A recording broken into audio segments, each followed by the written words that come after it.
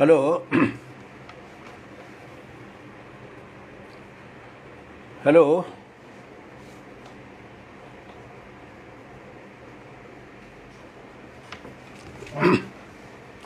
Hello.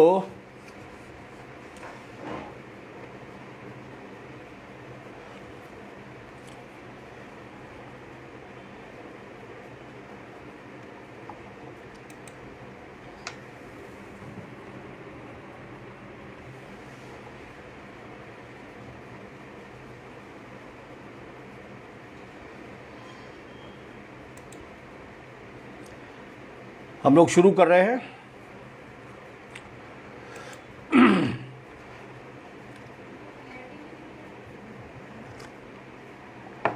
Hello.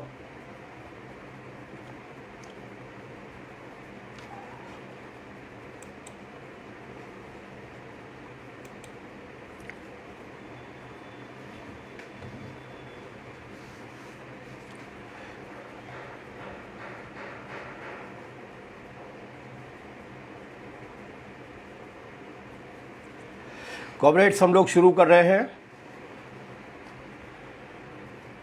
हमें उम्मीद है कि आवाज़ आ ही रही होगी। आज डॉक्टर अंबेडकर साहब पर उनकी 130वीं सालगिरह की श्रृंखला में जो चर्चाओं का क्रम शुरू किया गया है, उस क्रम में आज हम लोग पहली बार मिल रहे हैं। आगे भी ये चर्चा है जारी रहेंगी। तो मैं अपनी बात को शुरू करने के पहले, ठीक है, मतलब आवाज़ आ रही है? Okay okay. जब तक हमारे साथी जुड़ते हैं, आज का विषय जैसा कि हरियाणा CITU के महासचिव कॉमरेड जय भगवान ने हमें बताया था कि भारतीय संविधान और वर्तमान दौर के विषय को लेकर है। डॉक्टर अंबेडकर साहब की 130वीं सालगिरह पड़ रही है और इस श्रृंखला में हरियाणा CITU ने 3-4 दिन की चर्चाओं का एक सिलसिला शुरू किया है। जब तक बाकी के मित्र लोग इस चर्चा में शामिल होने के लिए आते हैं, क्योंकि बीच में लाइव की निरंतरताओं में थोड़ी सी बाधा पड़ी थी और हम लोग इस डिजिटल मीडिया से बाहर निकल गए थे। अब लॉकडाउन दोबारा से भी लौट कर आ रहा है और वैसे भी ये भी एक चर्चा का माध्यम है। इसलिए जब तक साथी लोग अपने हाथ में अपनी अपनी चाय के कप लेकर आए और बातचीत में शामिल हों और हम लोग अपनी मुद्दे की बातचीत पर आए, उसके पहले डॉक्टर अंबेडकर संविधान सभा में किस तरीके से पहुँचे, उसकी रोचक कहानी पर हम लोग बातचीत करते हैं, जो आमतौर से चर्चा में नहीं आती है, अनदेखी रह जाती है। जब आज़ादी के बारे में एक आम राय बन गई थी कि फलानी तारीख को देश आज़ाद हो जाएगा, उस वक्त पूरे देश भर में संविधान सभा के लिए चुनाव हुए थे जुलाई 1946 में। और इस 1946 में संविधान सभा के लिए हुए चुनाव में मोटे तौर पर ये आधार बनाया गया था कि 10 लाख लोगों के ऊपर एक प्रतिनिधि चुना जाना चाहिए। 10 लाख मतदाताओं के ऊपर एक प्रतिनिधि चुना जाना चाहिए। और उस हिसाब से लगभग 292 लोग थे जो प्रतिनिधि चुने गए थे। इनके अलावा 93 प्रतिनिधि ऐसे थे जो 93 प्रतिनिधि रियासतों की ओर से, प्रिंसली स्टेट्स की ओर से आए थे, जहाँ पर सीधे अंग्रेज़ों की हुकूमत का राज नहीं था, बल्कि अपरोक्ष तरीके से उन राजाओं के जरिए या बादशाहों के जरिए वो राज किया करती थी। तो 93 वहाँ से चुनकर आए थे और 4 बड़ी बड़ी कमिश्नरीज थी। उन 4 बड़ी बड़ी कमिश्नरीज में, जिसमें दिल्ली थी, जिसमें अजमेर मेवाड़ था, जिसमें कुर्ग था और जिसमें ब्रिटिश बलूचिस्तान भी था, इनसे भी चुनकर आए थे। और इस तरीके से संविधान सभा का गठन हुआ था। संविधान सभा के गठन के वक्त जो चुनाव हुए थे, उस चुनाव में बाबा साहब जो है वो बंगाल की जैसौर खुलना नाम की सीट से जीत कर आए थे, बंगाल की सीट से। और ये सीट उनके उस वक्त पूरे देश भर में जो छुआछूत के खिलाफ या अस्पृश्यता के खिलाफ या मनुवाद के खिलाफ या ब्राह्मणवाद के खिलाफ जो आंदोलन चल रहे थे, उन्हीं की धारा का एक आंदोलन था जिसे कहते हैं नमो शूद्र आंदोलन। नमो शूद्र बंगाल के इलाकों में, ख़ास तौर से पूर्वी बंगाल के इलाकों में ये आंदोलन बहुत ताकतवर था। और वहाँ के एक बहुत बड़े नेता थे जिनका नाम था जोगेंद्र नाथ मंडल। वो 2 सीटों से लड़े थे और उन्होंने अपनी एक सीट को खाली करके बाबा साहब को, उन्होंने अपनी एक परंपरागत मजबूत सीट को खाली करके बाबा अंबेडकर साहब को वहाँ पर चुनाव लड़ने के लिए बुलाया। अंबेडकर साहब वहाँ बहुत बड़ी मेजॉरिटी के साथ जीत कर आए थे। लेकिन संयोग ये हुआ कि जब विभाजन के लिए दोनों देशों के बीच में अलग अलग तरीके से जिलों का या इलाकों का बंटवारा हुआ, तो बाबा साहब जिस सीट से जीत कर आए थे, अंबेडकर साहब जिस सीट से जीत कर आए थे, वो सीट पाकिस्तान में चली गई। तो जाहिर सी बात थी कि वो फिर संविधान सभा की उनकी मेंबरशिप भी समाप्त हो गई। ऐसी स्थिति में ये उस देश के उस समय के राजनीतिक नेतृत्व के कौशल के बारे में दाद दी जानी चाहिए। उनसे हमारे राजनीतिक मतभेद हो सकते हैं, लेकिन एक जानकारी हम लोगों को ये रहनी चाहिए कि उस वक्त इस बात को महसूस किया कि नहीं, डॉक्टर अंबेडकर की मौजूदगी संविधान सभा में बहुत ज़रूरी है। और पंडित जवाहरलाल नेहरू की पहल पर कम्युनिस्ट पार्टी और कांग्रेस के समर्थन से वो बम्बई की प्रेसिडेंसी की एक सीट से जीत कर आए, जिस सीट को जहां से पहले कांग्रेस ही जीत कर आया था, जिस सीट को उसके इस्तीफे के जरिए खाली कराया गया और इस बात को सुनिश्चित किया गया कि डॉक्टर अंबेडकर नई संविधान सभा में पहुंचे। तो दरअसल उनकी उसी संविधान सभा के लिए वो 2 बार जीते थे। एक बार उस सीट से, जैसौर और खुलना नाम की सीट से, ये 2 जिले हैं वहाँ के, उस सीट से जो बाद में पाकिस्तान में चली गई। और उसके बाद वो इस संविधान सभा में, जिसमें फिर उन्होंने ड्राफ्टिंग कमेटी के चेयरमैन की भूमिका बहुत अच्छी तरीके से निभाई, उसमें वो एक खाली की हुई सीट पर गए और कम्युनिस्टों के और कांग्रेस पार्टी के समर्थन के साथ गए। बहरहाल उस पर अपन बात करते हैं कि किस तरीके से उन्हें चुना गया संविधान सभा की ड्राफ्टिंग कमेटी का चेयरमैन। लेकिन इस बीच में ये जान लेते हैं कि जोगेंद्र नाथ मंडल साहब के साथ क्या हुआ। जोगेंद्र नाथ मंडल साहब पाकिस्तान में रह गए। जोगेंद्र नाथ मंडल साहब नमोशूद्र आंदोलन के नेता थे, लेकिन वो मुस्लिम लीग के बहुत बड़े नेता थे। इसमें आश्चर्य करने की कोई बात नहीं है। मुस्लिम लीग के उस वक्त बहुत बड़ी संख्या में मुस्लिम लीग में दलित जातियों के नेता हुआ करते थे और हिंदू भी हुआ करते थे। मुस्लिम लीग एक राजनीतिक पार्टी के रूप में काम करती थी और कुछ लोगों के लिए काफ़ी दिलचस्प ये जानकारी होगी कि भारतीय जनसंघ के जो संस्थापक थे डॉक्टर श्यामा प्रसाद मुखर्जी, जिनकी तस्वीरें ये पूरे देश पर में लेके जाते हैं, वो बंगाल में उस वक्त मुस्लिम लीग की सरकार में मंत्री हुआ करते थे। बहरहाल जो भी है, तो मंडल साहब रह गए पाकिस्तान में। लेकिन क्या संयोग है, क्या मज़ेदार संयोग है कि यहाँ डॉक्टर अंबेडकर भारतीय संविधान सभा की ड्राफ्टिंग कमेटी के अध्यक्ष बने और उधर जोगेंद्र नाथ मंडल जी पाकिस्तान की संविधान सभा के पहले अध्यक्ष बने। अस्थायी अध्यक्ष रहे वो, लेकिन पाकिस्तान की संविधान सभा का जब गठन हुआ तब उसके पहले अध्यक्ष जोगेंद्र नाथ मंडल थे। मतलब ये उस वक्त चल रहे उस सामाजिक आंदोलन की स्वीकार्यता थी, उसके नेतृत्व की स्वीकार्यता थी कि वो दोनों देश जो सदियों तक एक ख़ास किस्म की सामाजिक कुरीतियों से जकड़े हुए समाज में रहे, जिनमें दलित जातियों का, शूद्र जातियों का, वंचित जातियों का ज़बरदस्त आंदोलन चला उस बेड़ियों से मुक्ति पाने के लिए, उसके 2 बड़े नेता उन दोनों ही देशों की संविधान सभाओं के में मुख्य जिम्मेदारियां निभाते हैं। जोगेंद्र नाथ मंडल जी अध्यक्ष बनते हैं और क्या कहते हैं उनको, अंबेडकर साहब यहाँ पर ड्राफ्टिंग कमेटी के चेयरमैन के रूप में आते हैं। ये एक बड़ी घटना है जिसके कई सारे आयाम हो सकते हैं, जिनके बारे में चर्चा की जानी चाहिए। लेकिन अभी फ़िलहाल हम लोग इस सवाल पर बातचीत करने की बजाय अपने मुख्य सवाल पर आएंगे, और वो मुख्य सवाल यही है कि खैर इस बीच में जोगेंद्र नाथ मंडल साहब के साथ और भी दिलचस्प घटनाएं घटी। वो 3 साल तक पाकिस्तान के पहले मंत्रिमंडल में, जिसके प्रधानमंत्री हुआ करते थे लियाकत अली साहब, जिनकी बाद में हत्या कर दी गई थी, उस मंत्रिमंडल में वो पाकिस्तान के पहले कानून मंत्री थे। जोगेंद्र मंडल पहले श्रम मंत्री थे। श्रम मंत्रालय, कानून मंत्रालय और एक और मंत्रालय था कश्मीर मंत्रालय, जो राष्ट्रमंडल का मंत्रालय था। उस राष्ट्रमंडल का और कश्मीर मंत्रालय का कामकाज भी वो देखा करते थे। तो वो वहाँ के पहले मंत्रिमंडल में कानून मंत्री बने और डॉक्टर अंबेडकर यहाँ के पहले मंत्रिमंडल में कानून मंत्री के रूप में आए और बाद में उन्होंने काफ़ी समय तक श्रम मंत्री का भी कार्यभार संभाला था, ये हम लोगों की जानकारी में है। उसके बाद 1950 में उनका मोह भंग हुआ और जाहिर सी बातें कि होना था। ये जो दलित अत्याचार का मामला है, दलित उत्पीड़न का मामला है, वो केवल देश बदलने की वजह से, उसकी देश की सीमाएं बदल जाने से वो समाप्त नहीं हो जाता। हम आज देखते हैं, आज 2021 में हम लोग देखते हैं कि ये बीमारी हमारे यहाँ के लोग जो अमेरिका में पहुंच गए हैं या ब्रिटेन में पहुंच गए या फ्रांस में पहुंच गए हैं, जो विकसित देशों में पहुंच गए हैं, वहाँ पर भी वो इस बीमारी को लेकर गए हैं। तो जाहिर सी बात है कि पाकिस्तान बनने की वजह से वो छुआछूत की बीमारी तो समाप्त नहीं होने वाली थी। और अंततः जोगिंद्रनाथ मंडल साहब का मोह भंग हुआ और 1950 में, अक्टूबर 1950 में उन्होंने मंत्रिमंडल से इस्तीफा दिया और उसके बाद वो भारत आ गए।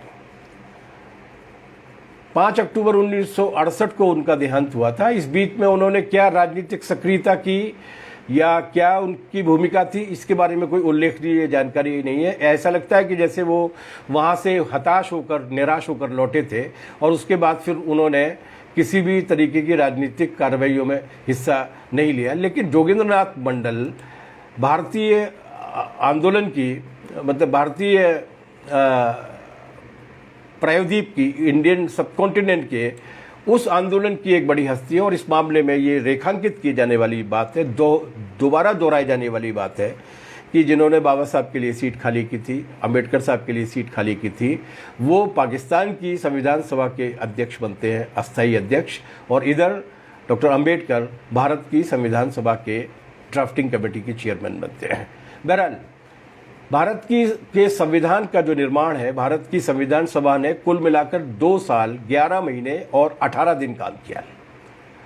ये जो अद्भुत किताब हमें मिली है, इसमें 2 साल 11 महीने और 28 और 18 दिन का काम है।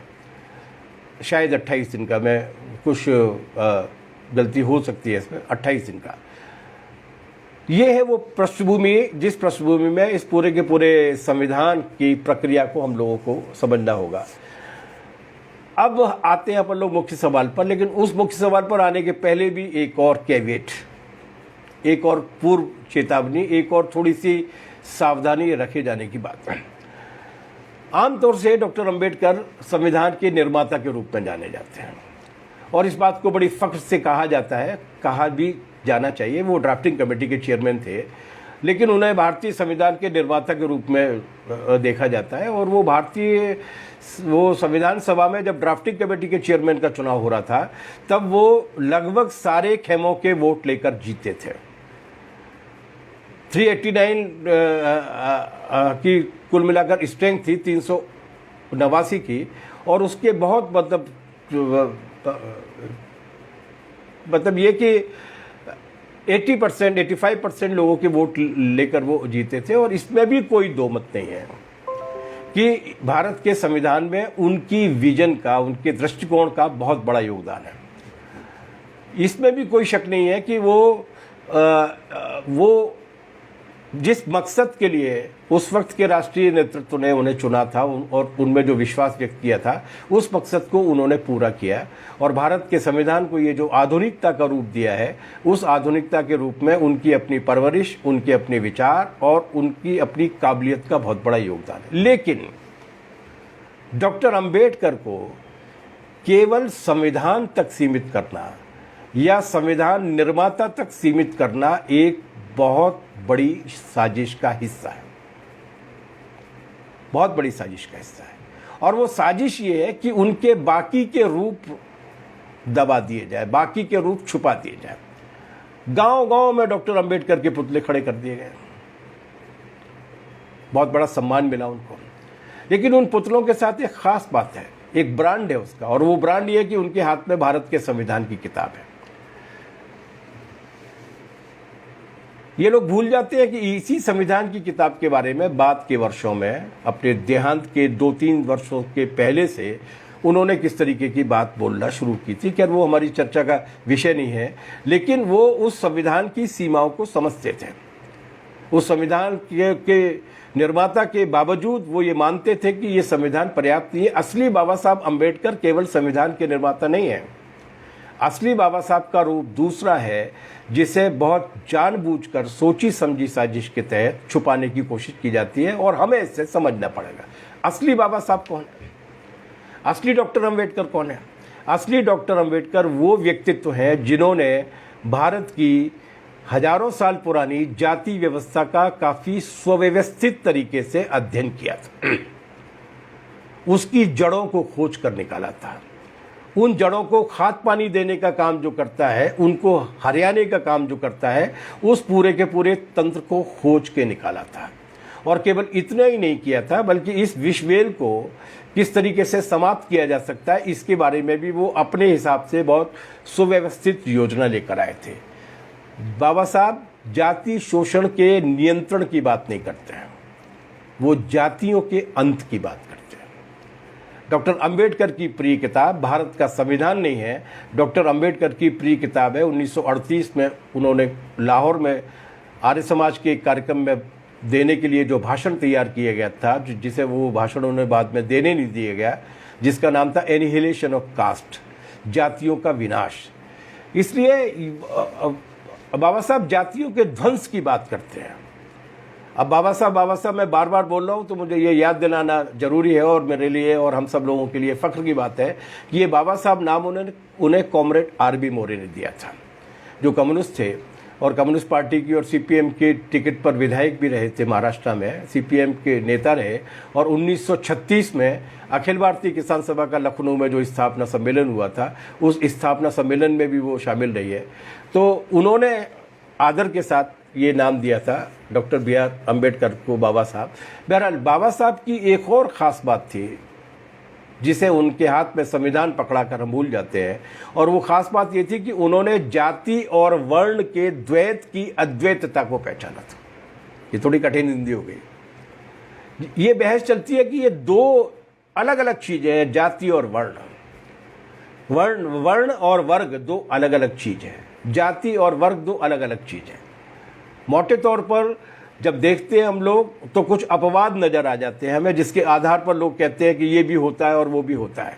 लेकिन दरअसल इसकी एक अद्वैतता है, ये एक ही तरीके की ऑब्जेक्टिव कंडीशंस में पैदा हुई है, और इनको जानबूझकर विकसित किया गया है। इस चीज़ को, क्लास एंड कास्ट के ओवरलैपिंग को, आंतरिकता को, एक दूसरे के साथ जुड़ाव को, पारस्परिक पूरकता को बाबा साहब ने बहुत पहले समझ लिया था, बहुत पहले।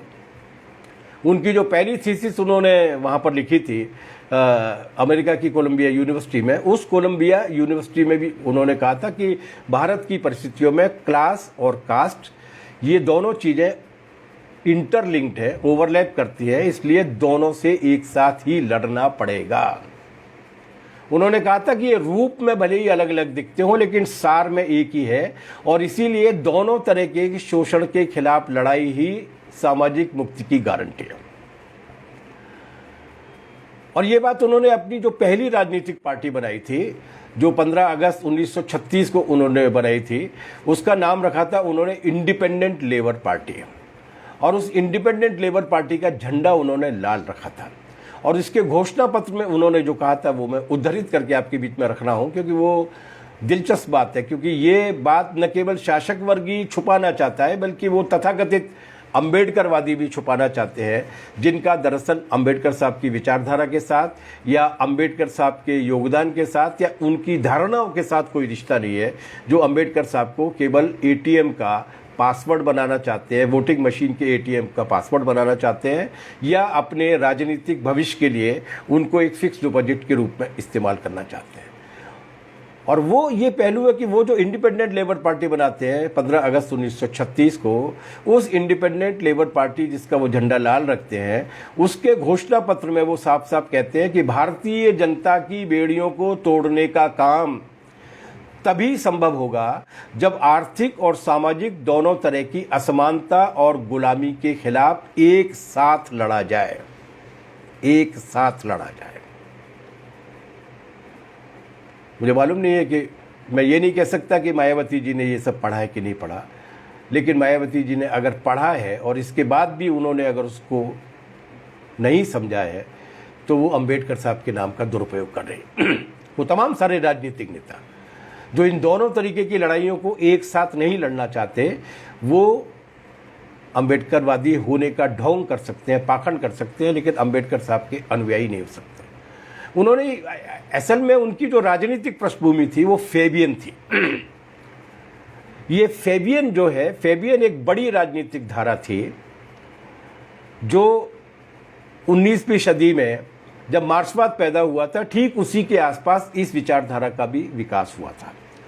और इस विचारधारा का ये मानना था कि मार्क्सवाद बात करता है क्रांतिकारी परिवर्तन की बात करता है। मार्क्सवाद ये कहता है कि शासक वर्ग का राज है, शोषित वर्गों को संगठित होकर अपनी राजनीतिक चेतना को विकसित करके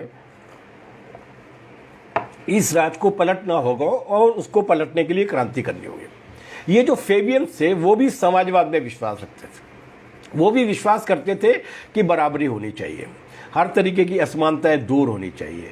वो भी कहते थे कि नहीं, ये जो एक समाजवादी व्यवस्था आनी चाहिए, लोगों को बराबरी से विकसित होने का हक मिलना चाहिए, लेकिन ये सारा काम बिना क्रांति किए होना चाहिए, लोकतांत्रिक तरीके से होना चाहिए। तो एक तरीके से डेमोक्रेटिक सोशलिज्म की बात करते थे। और उस वक्त अमेरिका में जब पढ़ने के लिए गए थे डॉक्टर अंबेडकर, उस वक्त फेबियनिज्म वहाँ के युवाओं के बीच में काफ़ी लोकप्रिय था, वहाँ के विश्वविद्यालयों में भी था। तो वो उस फेबियनवाद की ओर आकर्षित हो गए थे। और उस जमाने के एक बहुत बड़े ब्रिटिश फेबियनवादी थे, फेबियन सोशलिस्ट थे, जो बाद के दिनों में कम्युनिस्ट पार्टी के साथ आ गए थे। उनका नाम था हैरोल्ड लास्की। उनके काफ़ी नज़दीकी शिष्यों में और सहयोगियों में बाबा साहब माने जाते हैं और उनकी बहुत सारी किताबों पर उनकी टीका टिप्पणियाँ भी हैं और हैरोल्ड लास्की को भी उन्होंने काफ़ी बार कोट किया है।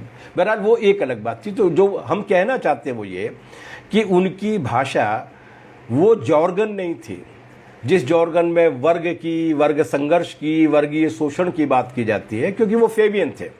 लेकिन इसके बाद भी उनकी समझदारी में ये जरूर बात थी कि वर्ग होते हैं और वो वर्ग दो तरीके के होते हैं। शोषित करने वाले मतलब आर्थिक वर्ग भी होते हैं, आर्थिक आधार पे भी वर्ग होते हैं। और वो ये मानते थे कि ये वर्ण और वर्ग की पारस्परिक पूरकता जो भारतीय परिस्थितियों में विकसित हो गई है, जिसे बहुत अच्छी तरीके से दामोदर धर्मानंद कोसाम्बी साहब ने एनालाइज किया था मार्क्सिस्ट टर्मिनोलॉजी में, वो उसको भी वो यथार्थ के रूप में मानते थे। और यही वजह है,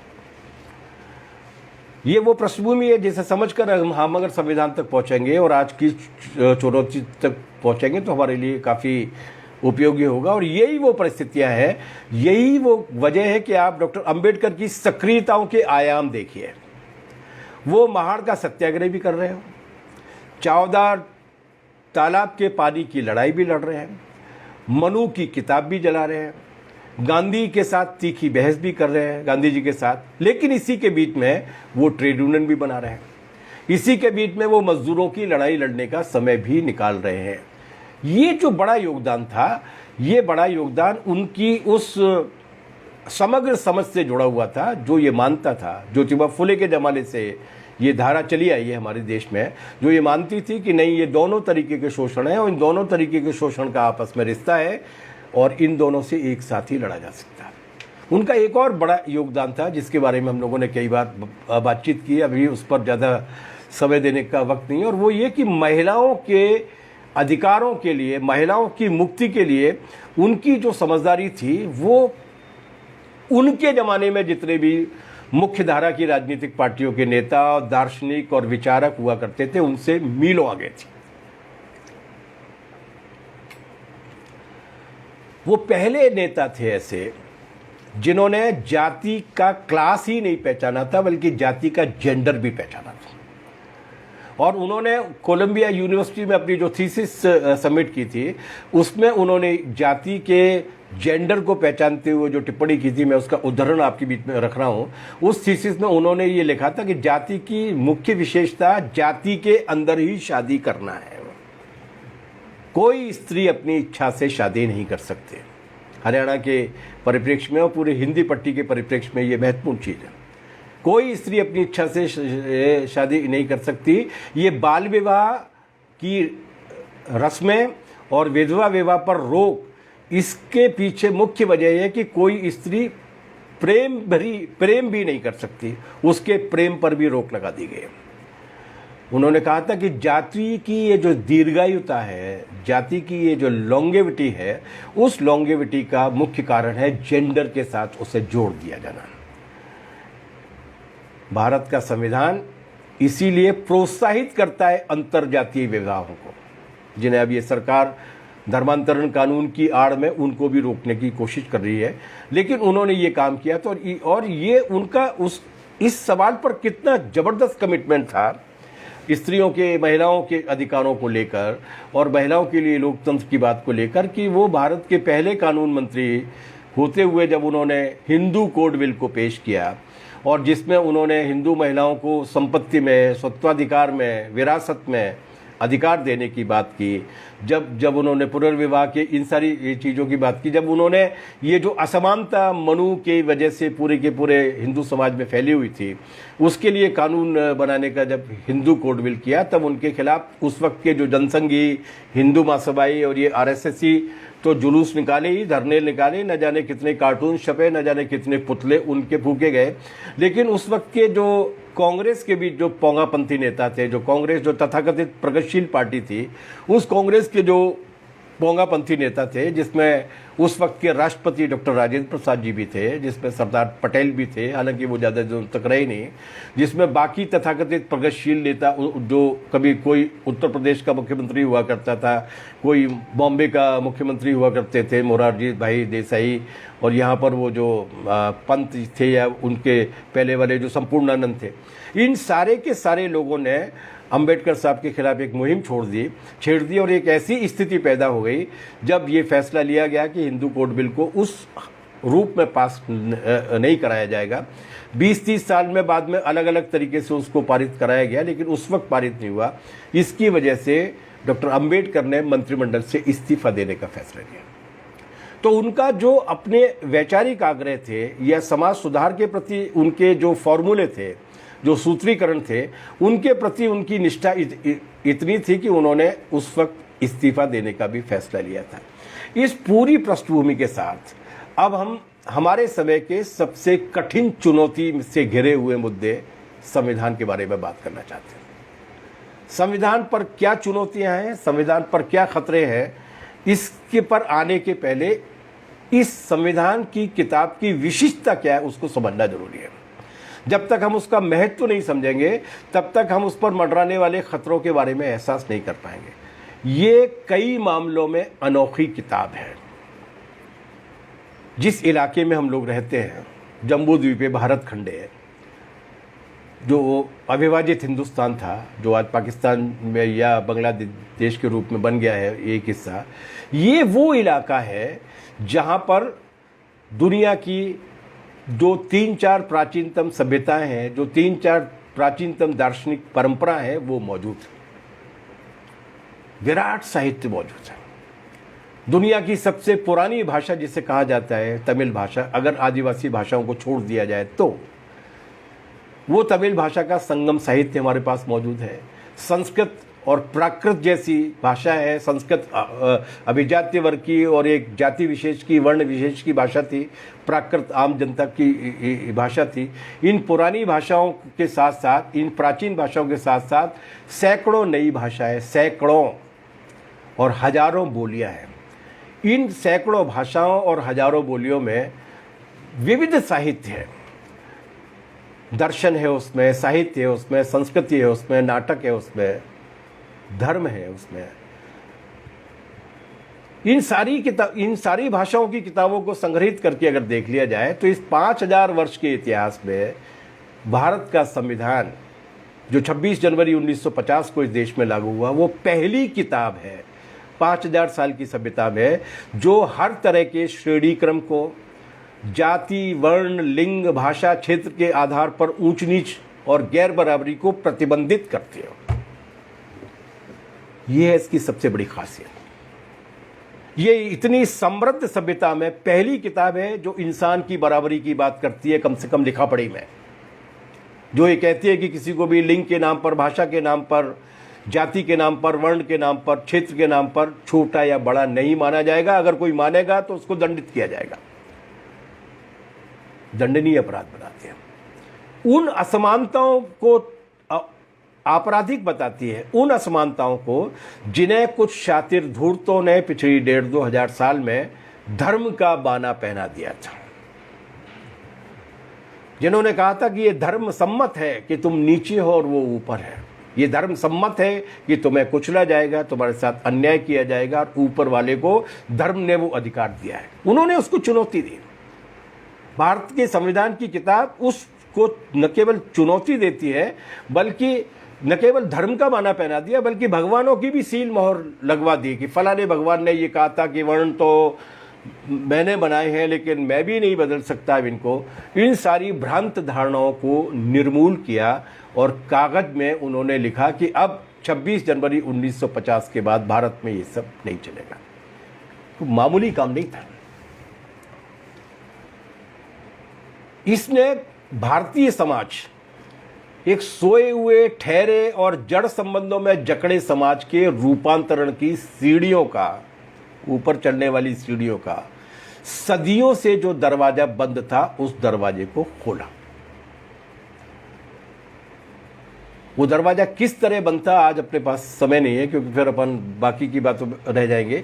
बस केवल एक ही मैं प्रश्न, एक पहेली आपके लिए छोड़ के जा रहा हूं कि उस पहेली के आधार पर आप मूल्यांकन करें कि जब मैं कह रहा हूं कि सोया हुआ, ठहरा हुआ, जड़ समाज, तो उसका केवल एक ही मूल्यांकन करें कि कौन सा समय है जब आर्यभट्ट पैदा होते हैं, कौन सा समय है जब वराहमिहिर पैदा होते हैं, कौन सा समय है जब शल्य पैदा होते हैं, कौन सा समय है जब सुश्रुत पैदा होते हैं, कौन सा कालखंड है जब चिकित्सा विज्ञान में, गणित में, अंतरिक्ष विज्ञान में, इन तमाम लौह विज्ञान में, धातु विज्ञान में युगांतरकारी खोजें की जा रही हैं, और उसके बाद एकदम से वो बंद हो जाती है, एकदम से वो रुक जाती हैं।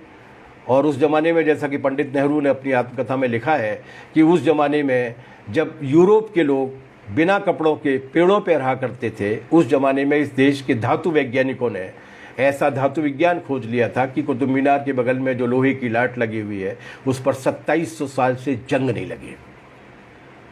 एक खास कालखंड के बाद एकदम से ये कैसे रुक गया? ये थी वो जकड़न, ये थी वो गैर बराबरी, ये थी वो जाति, वर्ण, लिंग इत्यादि इत्यादि के आधार पर ऊंच नीच को बनाए रखने और उसे धार्मिक मान्यता दिलाने की साजिश। इसे तोड़ता है ये संविधान। ये भारतीय मेधा, भारतीय समाज के विकास का रास्ता खोलता है ये संविधान। जैसे एक ही बात को ले लें, महिलाओं को मतदान देने का अधिकार ये संविधान उस जमाने में देता है जब रूस की क्रांति के बाद पहली बार उस इलाके में महिलाओं को वोट डालने का अधिकार मिला था। ये बाकी तथाकथित विकसित देश जो पूरी दुनिया को लोकतंत्र का ज्ञान बांटने के लिए घूमते रहते हैं, उनके यहाँ भी नहीं था। भारत का संविधान महिलाओं को, सारे लोगों को, जो भी 21 वर्ष के ऊपर नागरिक थे, आज तो 18 वर्ष हो गई है, उन सबको समान वोट डालने का अधिकार देता है। इसकी कल्पना नहीं की जा सकती थी उस देश में जहाँ पर मनु स्मृति हो, जहाँ पर गौतम स्मृति हो, जहाँ पर नारद संहिता हो, जहाँ पर भगवत गीता भी ये बात करती हो कि लोग बराबर नहीं है, ऊंच नीच होती है, जहाँ पर सारे धर्म ग्रंथों में ये बात की जाती हो, वहाँ पर उस सारी जड़ता को तोड़कर एक नए तरीके की बात करना बड़ी बात थी। और केवल इतना ही नहीं था, भारत का संविधान एक बहुत ही बड़ी बात कहता है। भारत के संविधान में मूल अधिकार हैं, फंडामेंटल राइट्स है। आजकल खतरे में है वो एक अलग बात है, नागरिकों के मूल अधिकार। लेकिन भारत के संविधान में एक धारा 51 भी है जिसमें नागरिकों के मूल कर्तव्य भी है। उस 51A(H) की धारा में ये कहा गया है कि ये भारत के प्रत्येक नागरिक का कर्तव्य होगा, ड्यूटी होगी कि वो स्वयं अपने अंदर और समाज के अंदर वैज्ञानिक रुझान और चेतना को विकसित करने का काम करे। अंधविश्वास और अंधश्रद्धा नहीं चलेगी। उसकी बहुत बड़ी कीमत इस देश ने 1,500 साल तक, 1200-1500 साल तक चुकाई है। अपने नागरिकों के लिए कर्तव्य देता है कि वो अपने अंदर साइंटिफिक टेम्पर विकसित करेंगे और बाकी के नागरिकों में भी, समाज में भी उस साइंटिफिक टेम्पर को विकसित करने वाला काम करेंगे। ये संविधान है जो ये कहता है कि सरकारें ऐसी नीतियां बनाएं जिन नीतियों में न्यूनतम आमदनी और अधिकतम आमदनी का जो अनुपात है वो अनुपात किसी भी सूरत में 1 और 10 से अधिक का नहीं होना चाहिए। अगर सबसे ज़्यादा कोई 10 रुपया कमा रहा है तो सबसे कम आमदनी वाले की आमदनी कम से कम 1 रुपया होनी चाहिए।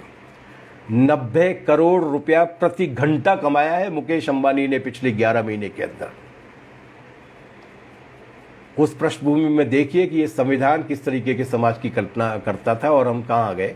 बहरहाल वो अलग है। और दौलत और संपत्ति का केंद्रीकरण नहीं होना चाहिए, ऐसी नीतियां बननी चाहिए।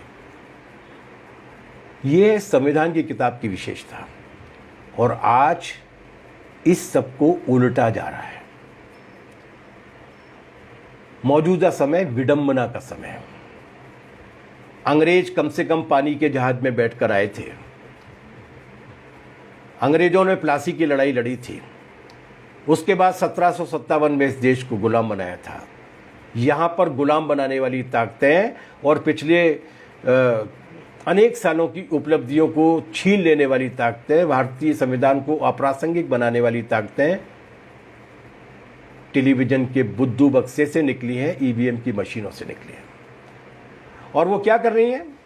बिना किसी अतिशयोक्ति के कहा जा सकता है कि देश और समाज एक ऐसे वर्तमान से गुजर रहा है जिसमें प्राचीन और ताजे इतिहास में अंग्रेजों की गुलामी से आज़ादी के लिए लड़ते लड़ते जो भी सकारात्मक और अच्छी उपलब्धि हासिल की गई थी वो दांव पर लगी हुई है।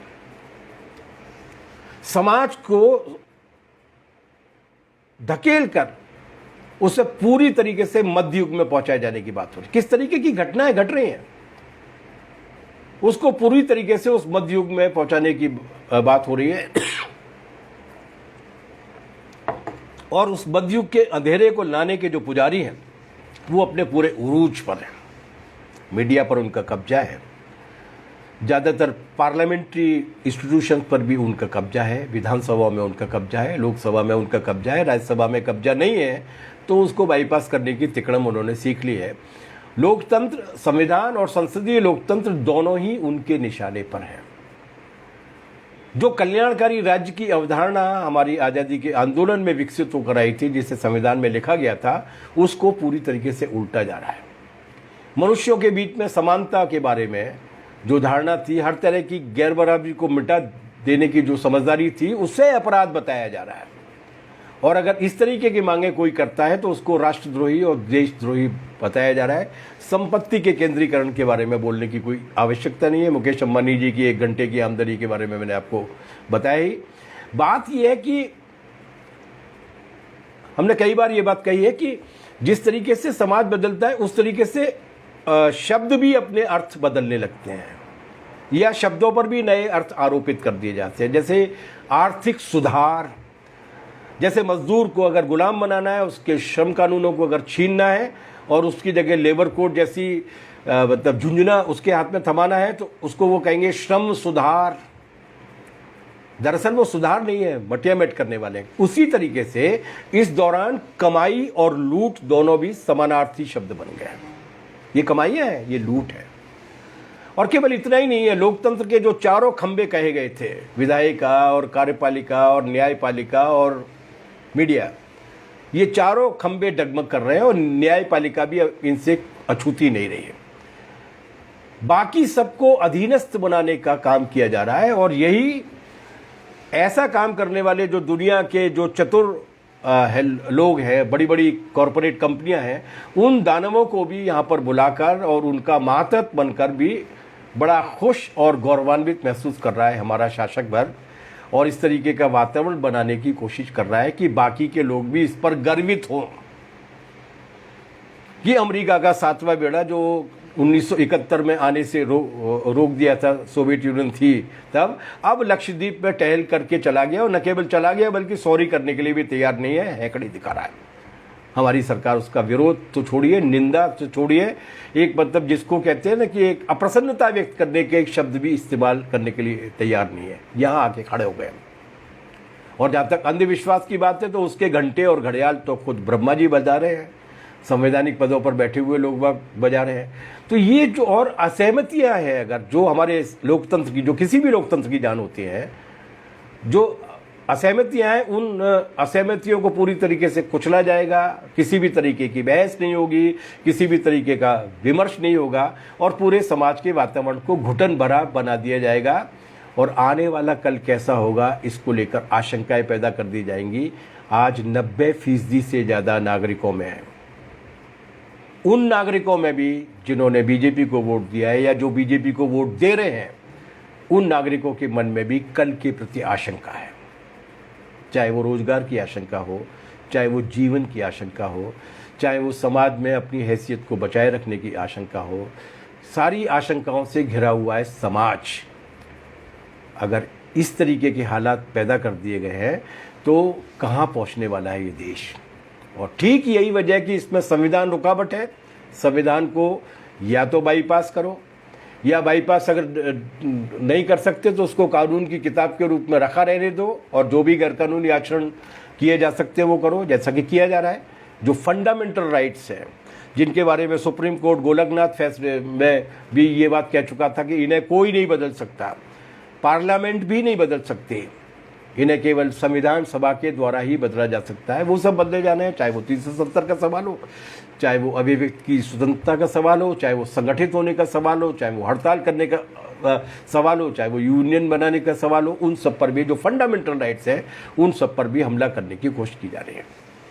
ये है आज का दौर। उस बड़ी किताब को आज यहां पर उलट कर रख दिया गया है। कॉरपोरेटी हिंदुत्व ने उसे अपने अजगरी पाश में जकड़ लिया है और आज उसने यहाँ पर स्थिति ला दी है कि जो हासिल किया था वही खतरे में। क्यों आई ऐसी स्थिति?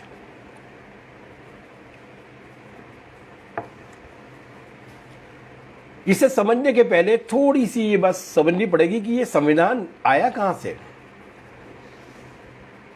क्या संविधान सभा की बहसों से निकला संविधान? नहीं। कोई भी बहस, कोई भी मंथन, कोई भी चर्चा शून्य में नहीं होती है। वास्तविक परिस्थितियों की बुनियाद पर खड़ी होती है। हर बहस की, हर विमर्श की एक कंटिन्यूटी होती है, एक निरंतरता होती है। ये किताब जो है, संविधान नाम की किताब, 1857 में महाविप्लव हुआ था मार्च में, जिसे भारत का प्रथम स्वतंत्रता संग्राम कहा था। उस महाविप्लव से के बाद पहली बार इस देश में एक भौगोलिक राजनीतिक रूप से देश की समझदारी विकसित हुई और लोगों के बीच में ये विश्वास पैदा हुआ कि नहीं, एक हमारा कॉमन इनेमी है। और वो कॉमन इनेमी कौन है? अंग्रेज। उसके खिलाफ लड़ना है। एक सुव्यवस्थित लड़ाई शुरू हुई। इस लड़ाई के साथ मंथन भी शुरू हुआ कि क्या करना चाहते हैं। मैं जस्ट एक सूत्र आपके लिए छोड़े जा रहा हूं क्योंकि समय बहुत कम होता है इसमें, और वो सूत्र यह है कि वो पढ़िएगा आप किताब। 1857 की जब 150वीं सालगिरह बनी थी, उस वक्त लोकलहर ने एक पब्लिकेशन छापा था जिसमें उन्होंने उस 1857 के इतिहास से जुड़े हुए बहुत सारे पहलू छापे थे। उसमें एक आर्टिकल है, वो देखिएगा कि उस वक्त 1857 में जब बहादुर शाह जफर को बिठा दिया गया दिल्ली की बादशाह पर, उस वक्त सरकार कौन चलाता था? सरकार चलाने वाली कमेटी कौन लोगों थी?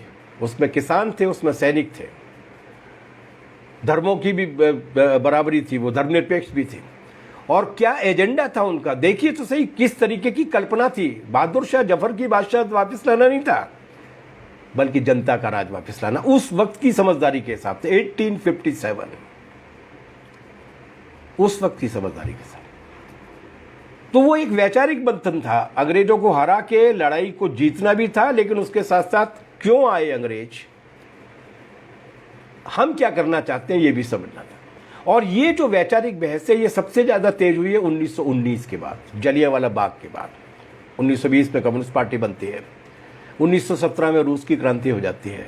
इसके बाद एक नई धारा चलती है, पूरी की पूरी धारा चलती है। बहस चलती है, लोग लड़ते भी हैं आज़ादी के लिए, कुर्बानी भी दे रहे हैं, फांसी भी चढ़ रहे हैं, लाठी भी खा रहे हैं, जेल भी जा रहे हैं, लेकिन उसके साथ साथ बहस भी कर रहे हैं। और ये बहस की कौन कौन सी धाराएं थी? एक भगत सिंह की धारा थी, बहुत सुव्यवस्थित तरीके से नए भारतीय समाज के बारे में समझदारी थी। कांग्रेस में चली बहसें, कांग्रेस में कई तरीके की बहसें चली। उसका खासतौर से कराची का जो प्रस्ताव है 1930 के आसपास का, उसमें तो बाकायदा सुव्यवस्थित रूप से ये बात की गई है कि आज़ादी के बाद अब देश को कैसा बनाना चाहते हैं। और नेहरू की धारा थी, गांधी जी की धारा थी, मजबूत धारा थी, डॉक्टर अंबेडकर की धारा थी, पेरियार की धारा थी, कम्युनिस्ट थे, मजदूर किसान छात्र आंदोलन थे, सांस्कृतिक आंदोलन थे। और इस तरीके के अनेक जागरण हुए थे, आदिवासियों के बीच में हुए थे, शूद्रों के बीच में हुए थे, रूस की क्रांति का असर था। ये पूरे का पूरा जो वैचारिक मंथन चला उस आज़ादी की लड़ाई के दौर में, जो हमारी इस स्वतंत्रता संग्राम की सबसे बड़ी खूबसूरती है, वो 3 विषयों को लेकर चला। पहला, और बहुत ही सादा से विषय थे, पहला गुलाम क्यों हुए, दूसरा आजाद कैसे होंगे, तीसरा आजादी के बाद क्या करेंगे ताकि दोबारा से गुलाम बनने की नौबत नहीं आए। ये सरल से प्रश्न थे जिनका अलग अलग तरीके से विश्लेषण करके जो सर्व स्वीकार्य निष्कर्ष निकला, जो आमतौर से लोगों के द्वारा मंजूर किया गया, जिस पर आम राय बनी, वो निष्कर्ष है भारत के संविधान की उस किताब में जो 26 जनवरी 1950 को हमने कबूल किया।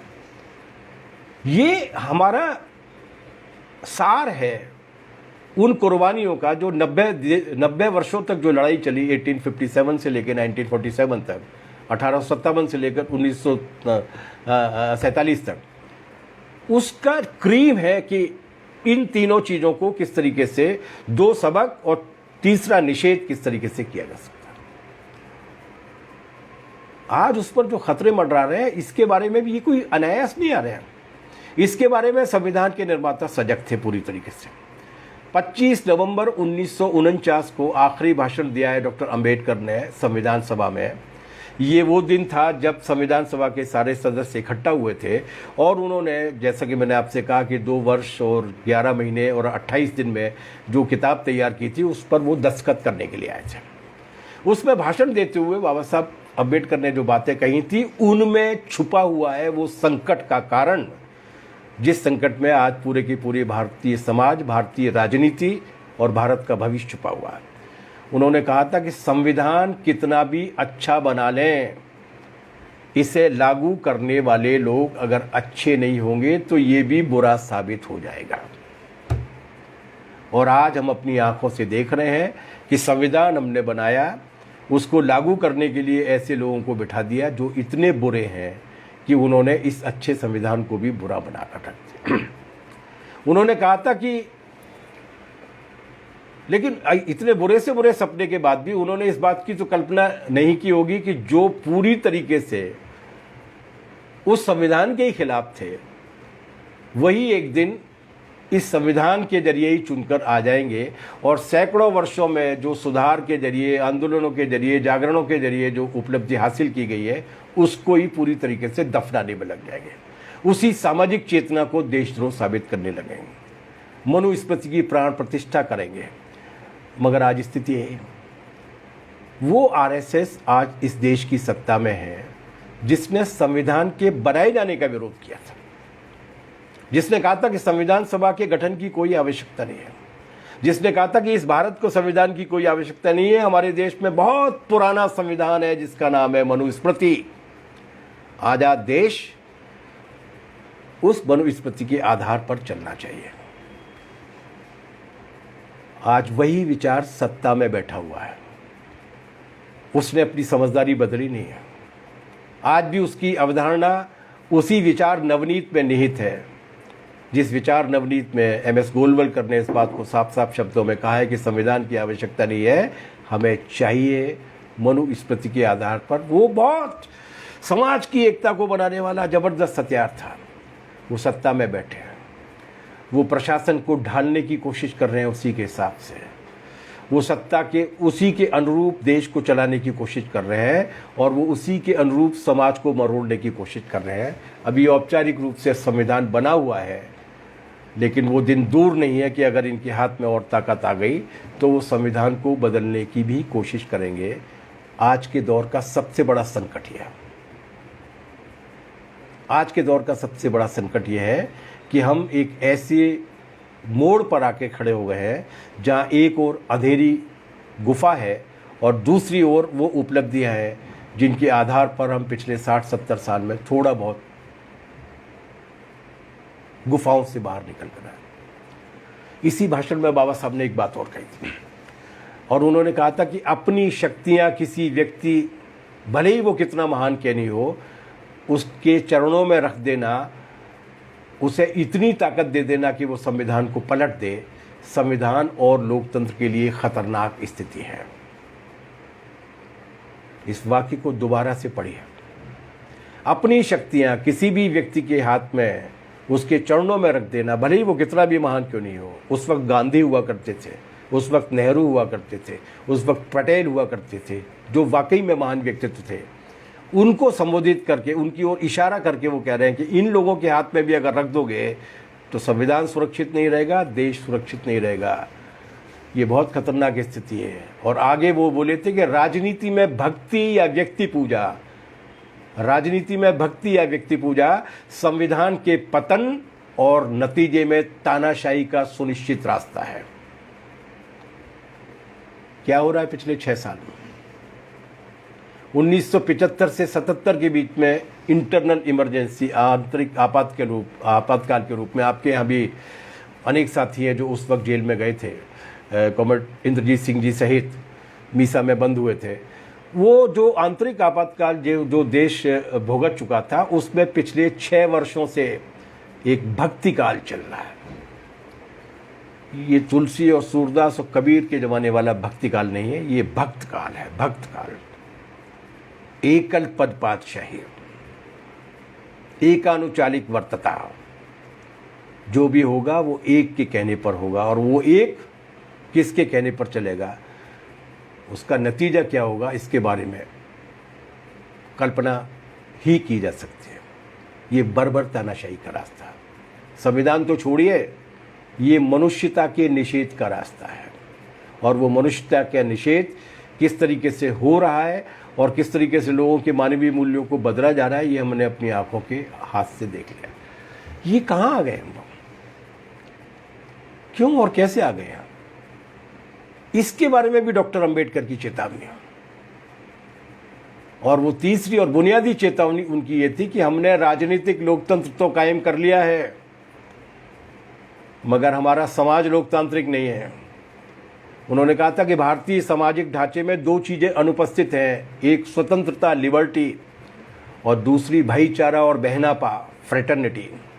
उन्होंने कहा था कि यदि यथाशीघ्र सामाजिक लोकतंत्र कायम नहीं हुआ तो राजनीतिक लोकतंत्र भी बचने वाला नहीं है। हमारे कुछ साथी कहते हैं कि मनु दोबारा लौट रहे हैं। झूठी बात, बंदा कहीं गया ही नहीं था, मनु कहीं नहीं गया था, वो भेष बदल के घूम रहा था। न केवल समाज में घूम रहा था, सामाजिक कुरीतियों के रूप में, जाति और वर्ण के श्रेणी क्रम के रूप में हमारे घर, परिवार, संगठन और आंदोलन में भी था। धूनी रमाकर बैठा हुआ था, अपने पांव छुआ रहा था, रीति रिवाजों की चादर ओढ़ के, परंपराओं की चादर ओढ़ के वो अपने आप को प्रतिष्ठित किए हुए था, और लौट के नहीं आ रहा, वो कहीं गया ही नहीं था। थोड़ा सा मेकअप कर लिया था। ये कहा जाता है कि यदि एक जगह भी अंधेरा है तो दुनिया की कोई भी रोशनी सलामत नहीं है। और हमारे यहां सीधी सी बात, अगर समाज लोकतांत्रिक नहीं है तो राजनीतिक और प्रशासनिक व्यवस्था लोकतांत्रिक नहीं हो सकती। और थोड़ी मुश्किल बात है, और अगर परिवार लोकतांत्रिक नहीं है तो समाज लोकतांत्रिक नहीं हो सकता। हम चाहेंगे कि घर के बाहर की 4 दीवारी के बाद जब हम जाए तो हमारे साथ डेमोक्रेटिक बिहेवियर होना चाहिए, सारे लोग बराबर हैं, समाज की लोकतांत्रिकता का लाभ हमें मिलना चाहिए। हमारी जाति, वर्ण, जेंडर, गरीबी, अमीरी सबको छोड़ के हम अगर समाज को लोकतांत्रिक देखना चाहते हैं तो वो तब तक संभव नहीं है जब तक परिवार लोकतांत्रिक नहीं है। परिवार की लोकतांत्रिकता में अगर अंधेरा पसरा हुआ है तो बाहर की रोशनी भी सलामत नहीं है। और ये सारे काम थे जिन्हें पिछले 60-70 सालों में जिस तीव्रता के साथ किया जाना चाहिए था नहीं किया गया, और इसीलिए भारत के लोकतंत्र पर भेड़िए झपटने लगे हैं। भारत के संविधान की किताब को कुतर देना चाहते हैं। अतीत की वो तमाम सारी दीमकें जिन पर दवाई डालने का काम हम भूल गए, बाकी के काम को करते रहे। इसलिए बिल्कुल इस फौज से हमें लड़ना होगा। संविधान और लोकतंत्र की तरफ जो लौ लपट रही हैं, इन लपटों को बुझाने के लिए राजनीतिक मोर्चे पर लड़ना होगा। बिल्कुल सही बात है, जरूरी काम है। और आग बुझाने के लिए जैसा हम गांव में बुझाते हैं आग बुझाने के लिए पीने के पानी का मटका भी इस्तेमाल किया जाता है, हैंडपंप का पानी भी इस्तेमाल किया जाता है, कुएं का पानी भी इस्तेमाल किया जाता है, पोखर और तालाब का भी पानी इस्तेमाल किया जाता है, और जहां भी पानी मिलता है उसको इस्तेमाल किया जाता है जब आग बुझानी होती है। ये राजनीतिक काम है, ये तो करना ही होगा। लेकिन इसी के साथ साथ ये जो भारत में ये जो संविधान और लोकतंत्र विरोधी ताकतें हैं जिन्हें हम हिंदुत्व के नाम पे जानते हैं, उसका पालनहार कॉरपोरेट भी है और उसके खिलाफ भी लड़ना पड़ेगा। ठीक वैसे ही जैसे 3 कृषि कानूनों के खिलाफ देश का किसान लड़ रहा है, और वैसे ही जैसे 4 लेबर कोड के खिलाफ सीटू सहित देश का तमाम सारा मजदूर आंदोलन लड़ रहा है। ये दोनों लड़ाइयाँ लड़नी पड़ेंगी, मगर इसी के साथ मनु को भगाने के लिए विशेष जिद के साथ भी लड़ना पड़ेगा। और बाबा साहब कहा करते थे कि दोनों लड़ाइयाँ, आर्थिक और सामाजिक शोषण की दोनों लड़ाइयाँ एक साथ लड़ी जाएंगी। इन तीनों लड़ाइयों को एक साथ लड़ना होगा, और ये लड़ाई बाद में या फुर्सत के समय अलग से नहीं लड़ी जाएगी, सामाजिक शोषण या सामाजिक चेतना की लड़ाई, बल्कि ये लड़ाई साथ साथ लड़ी जाएगी। ये लड़ाई समाज में ही नहीं लड़ी जाएगी, ये लड़ाई परिवार में भी लड़ी जाएगी, संगठन में भी लड़ी जाएगी, घर में भी लड़ी जाएगी, और अपनी अंदर अपनी चेतना के भीतर भी लड़ी जाएगी। इन तीनों लड़ाइयों को लड़े बिना भारत के संविधान को जो चुनौतियां प्राप्त हैं उनका बचाव नहीं हो सकता। इसे लड़ना होगा, जीतना होगा, साथ साथ लड़ना होगा, साथ साथ जीतना होगा। क्या ऐसा होगा? निश्चित होगा, क्योंकि इतिहास हादसों के नहीं लिखे जाते, निर्माणों के लिखे जाते हैं। उस निर्माण की इतिहास लेखन की प्रक्रिया में centre of Indian trade union CITU पूरी ताकत के साथ शामिल है। हरियाणा के हमारे शानदार साथी मेहनतकशों के हर क्षेत्र में इस आंदोलन को विकसित करने का काम कर रहे हैं। मुझे विश्वास है कि वो इस लड़ाई के अगुआ बनेंगे। बहुत बहुत शुक्रिया, धन्यवाद।